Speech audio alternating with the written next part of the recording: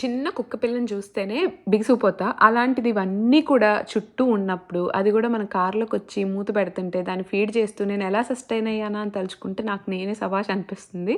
ఎందుకంటే నా గురించి తెలిసిన ప్రతి ఒక్కరు రిలేట్ అవుతారు. నాకు చిన్న చిన్న యానిమల్స్ అన్నా కూడా నాకు చాలా అంటే చాలా భయం.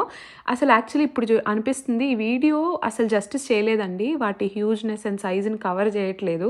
చాలా చిన్నగా అనిపిస్తున్నాయి. కానీ రియల్‌గా అయితే అవి చాలా పెద్దగున్నాయి. ఎస్పెషల్లీ ఇప్పుడు చూపిచ్చా కదా! ఆ 2, 3 బైసన్స్ అవైతే హ్యూజ్‌గా ఉన్నాయి. మన కార్ అంత హైట్‌లో ఉన్నాయన్నమాట.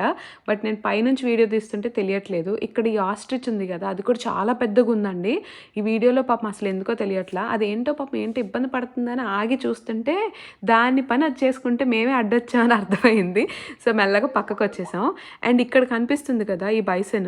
ఈ బైసన్ ఎంత పెద్దగుందండి. ఆ చిన్న పిల్లోడు అసలు భయం లేకుండా చక్కగా చేత్తో పెట్టాడు. తర్వాత ఫీడ్ చేసి ఇట్లా మంచిగా దాన్ని ముట్టుకుంటున్నాడు.